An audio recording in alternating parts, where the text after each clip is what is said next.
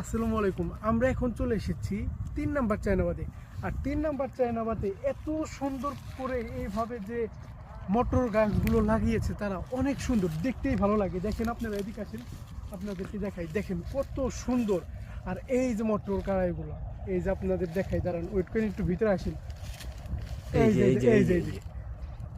এই যে এখানে আপনাদের এই মটর কালাই, এইগুলো এখান থেকে কিন্তু পরে কিন্তু সিরাজগঞ্জ সহ বিভিন্ন জেলায় কিন্তু রপ্তানি করা হয়। আপনারা যদি দেখেন, চারপাশ দিয়ে কিন্তু এই মটর কালাই দিয়ে আবৃত হয়েছে।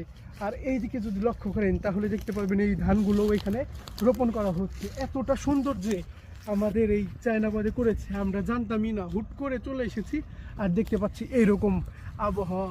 এই শীতের সকালে আমরা চলে এসেছি চায়নাবাদে। আর দেরি না করে আপনারাও চলে আসুন এবং এসে আপনারা সুন্দর করে ছবি তুলুন। কারো ক্ষেত নষ্ট না করে সুন্দর সুন্দর ছবি উঠে চলে যান।